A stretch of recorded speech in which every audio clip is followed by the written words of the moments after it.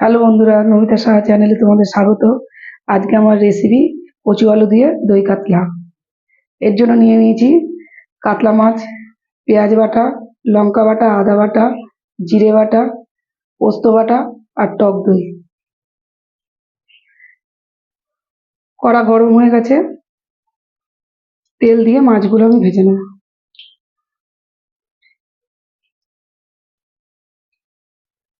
মাছ ভাজতে গেলে অনেক সময় লেগে যায়, তাই কড়ার মধ্যে আমি একটু নুন দিয়ে দেবো।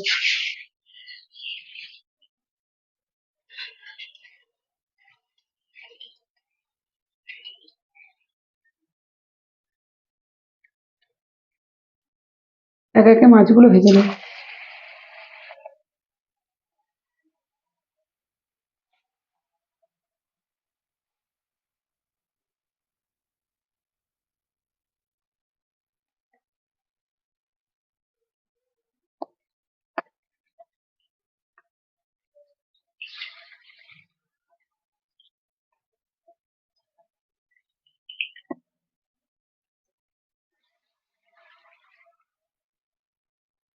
খুব বেশি মাছ একসাথে ভাজবে না, তাহলে ভেঙে যাওয়ার সম্ভাবনাটা বেশি থাকে।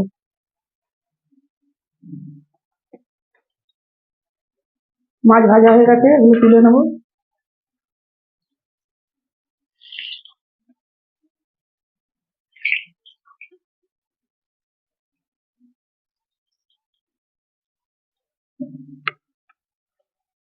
বাদ বাকি মাছগুলো আমি একইভাবে ভেজে দিই। বাকি মাছগুলো আমার ভাজা হয়ে গেছে। ওই তেলের মধ্যে আমি কচু আলুটা ভেজে নেব। দেখো, কচু আমি বড় বড় করে কেটে রেখেছি, আলুগুলো বড় করে কেটে রেখেছি। একসাথে ভেজে নেব।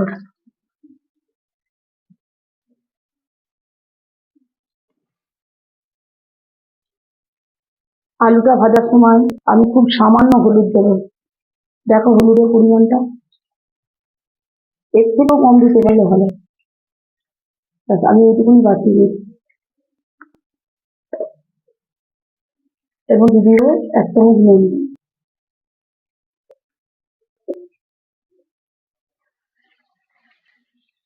হলুদটা যত পারবে খুব কম দেবে। এইভাবে এটাকে ভেজে বয়েল করে নিতে হবে। দেখো, আলুটা এখনো বয়েল হয়নি, আরেকটু হবে। এটা আমি আরেকটু আমি ভেজে নেব।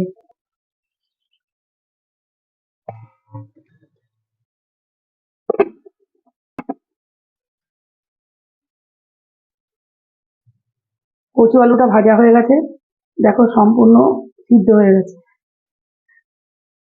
এবার এটাকে আমি তুলে রাখবো।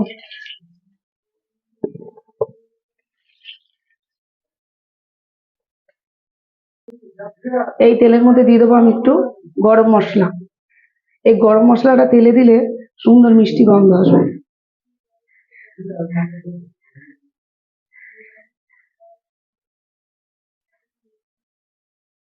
এই তেলের মধ্যে দিয়ে দেবো গোটা 2টো পেঁয়াজ বাটা।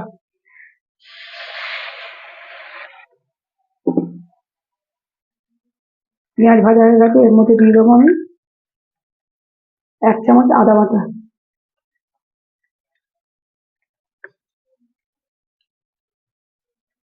1 চামচ জিরে বাটা, 1 চামচ কাঁচা লঙ্কা বাটা।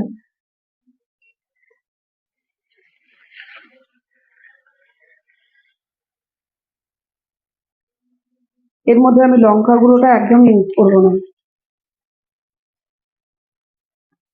এর মধ্যে দিয়ে দেবো পোস্ত বাটা।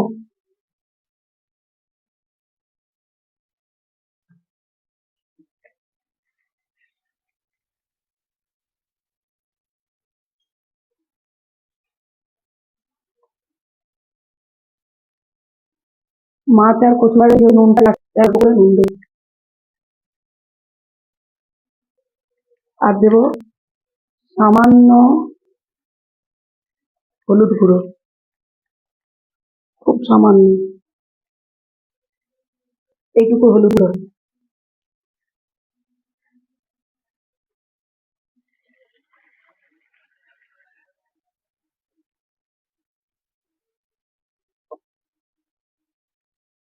এবার এর মধ্যে আমি রাখা টক দইটা দিয়ে দেবো।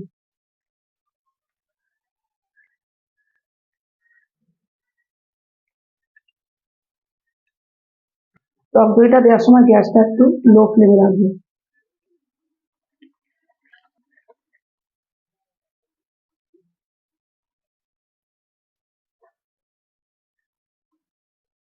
মশলাটা কষানো হয়ে গেছে দেখো। আর গ্রেভিটার কালার বাসন বাড়তে থাকবে, খুব বেশি হলুদ হবে না আর লালও হবে না। এবার এর মধ্যে আমি প্রয়োজন মতো জল দিয়ে দেবো, যেরকম গ্রেভি খাবে, গ্রেভিটা যেরকম ঘন খেতে চাও সেরকম অনুযায়ী জল দিয়ে দেবো।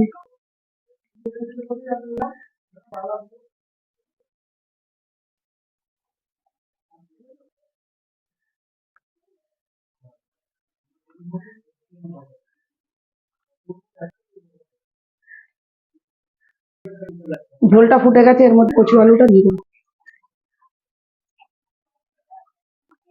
এর মধ্যে দিয়ে দেবো ভাজা মাছগুলো।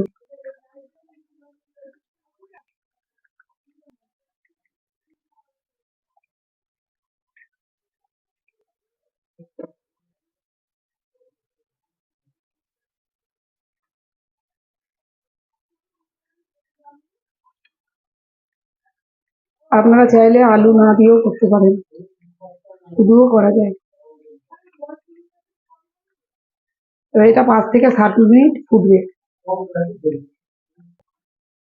রেডি হয়ে গেছে কচু আলু দিয়ে দই কাতলা। এর মধ্যে আমি 4টি কাঁচা লঙ্কা দিয়ে দিলাম আর দিয়ে দিলাম একটু ধনে পাতা।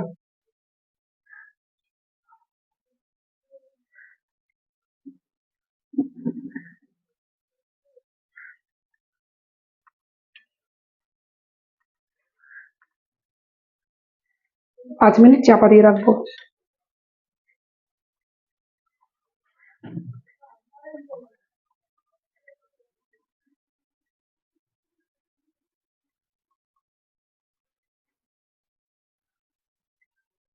রেডি হয়ে গেছে দই কাতলা।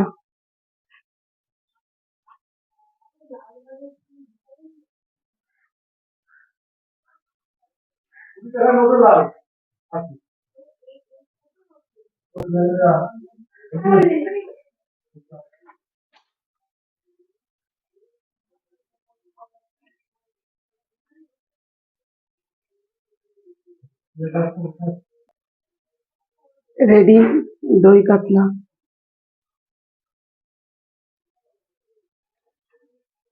বন্ধুরা ভালো লেগে থাকলে একটা লাইক করে দিও ও শেয়ার করে দিও, আর নিত্য নতুন ভিডিও পেতে আমার চ্যানেলটি সাবস্ক্রাইব করে দিও।